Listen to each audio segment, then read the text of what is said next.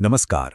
आज बात करते हैं एक ऐसे वीडियो प्लेटफॉर्म की जिसने दुनिया को देखने, मनोरंजन करने और यहाँ तक कि एक दूसरे से जुड़ने का तरीका ही बदल दिया।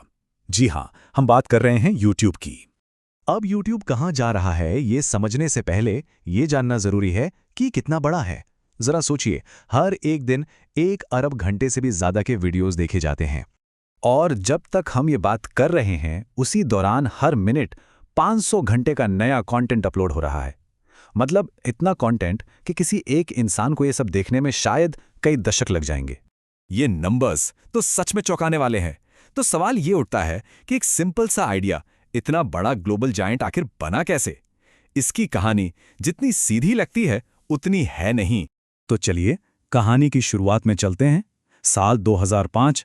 तब किसी ने कोई बड़ा मीडिया एम्पायर बनाने का सपना नहीं देखा था। सच तो यह है कि आइडिया बहुत ही छोटा था। असल में इसकी शुरुआत एक ज़रूरत से हुई। इसके फाउंडर्स ने देखा कि उस समय ऑनलाइन वीडियो ढूंढना और शेयर करना कितना मुश्किल काम था। जैसे जेनेट जैक्सन वाला वो सुपर बोल का किस्सा या कोई और मज़ेदार वीडियो क्लिप। और मजे की बात तो ये है कि YouTube असल में एक ऑनलाइन डेटिंग सर्विस के तौर पर शुरू हुआ था। जी हाँ, उसका स्लोगन था ट्यून इन हुकअप। लेकिन हुआ ये कि लोगों को डेटिंग में कोई दिलचस्पी नहीं थी। उन्हें तो बस वीडियो अपलोड और शेयर करने वाला फीचर पसंद आ गया। और यहां से चीजें बहुत तेजी से बदली। लोगों ने डेटिंग वाले आइडिया को तो पूरी तरह से नजरअंदाज कर दिया, लेकिन वीडियो शेयरिंग टेक्नोलॉजी को हाथों हाथ लिया।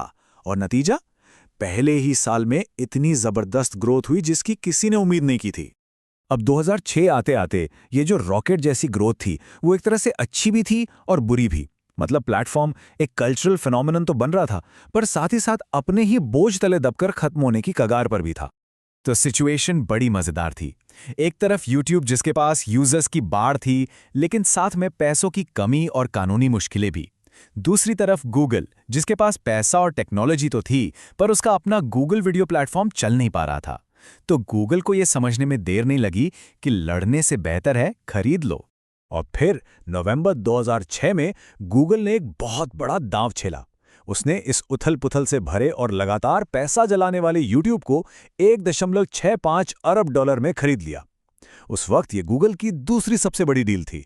अब गूगल के रिसोर्सेज के साथ YouTube को एक तरह से मजबूती तो मिल गई, पर असली गेम चेंजर मूव तो अभी बाकी था। अब बारी थी एक शौक को एक प्रोफेशन में बदलने की। उनका जो स्लोगन था ब्रॉडकास्ट योरसेल्फ, ये सिर्फ एक मार्केटिंग लाइन नहीं थी, ये एक मिशन था। एक सोच थी कि जिसके पास भी कैमरा है वो अपनी आवाज दुनिया तक पहुंचा सकता है, उसका अपना एक चैनल हो सकता है। और इसी सोच को हकीकत में बदला 2007 में लॉन्च हुए पार्टनर प्रोग्राम ने। ये एक गेम चेंजर था। पहली बार कोई भी अपने वीडियो से असल में पैसे कमा सकता था। और बस यहीं से जन्म हुआ यूट्यूबर्स की पहली पीढ़ी का, और जो आज हम जिसे क्रिएटर इकोनॉमी कहते हैं उसकी नींव रखी गई। लेकिन जब कोई चीज इतनी बड़ी हो जाती है तो उसके साथ आती हैं नई और बड़ी बड़ी मुश्किलें। YouTube एक ग्लोबल मीडिया जायंट तो बन गया, लेकिन इसके साथ ऐसी कॉम्प्लेक्स प्रॉब्लम्स भी पैदा हुईं जिनसे ये प्लेटफॉर्म आज तक जूझ रहा है।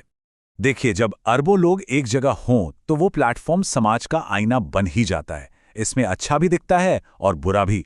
कॉपीराइटेड मटेरियल का इस्तेमाल, गलत जानकारी फैलाने वाले एल्गोरिथम, बच्चों के लिए अनुचित कंटेंट, इन सब मुद्दों को लेकर YouTube की बहुत आलोचना हुई है।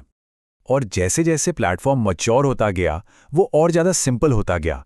कई पुराने फीचर्स जो शुरुआत में बड़े मज़ेदार लगते थे, जैसे वीडियो रिस्पॉन्स या 5 स्टार रेटिंग, उन्हें धीरे धीरे हटा दिया गया। इससे इंटरफेस तो क्लीन हो गया, पर वो जो शुरुआती एक अजीब सा क्वर्की सा फील था वो कहीं पीछे छूट गया। तो एक फेल्ड डेटिंग साइट से शुरू होकर दुनिया की सबसे बड़ी मीडिया पावर बनने का ये सफर वाकई कमाल का है। लेकिन ये हमें एक बहुत ही दिलचस्प सवाल के साथ छोड़ जाता है। अपने तीसरे दशक में कदम रखते हुए YouTube आखिर बन क्या रहा है? क्या ये एक नया टीवी नेटवर्क है, या एक सोशल मीडिया प्लेटफॉर्म, या फिर कुछ और ही? ये सोचने वाली बात है। आज के लिए बस इतना ही।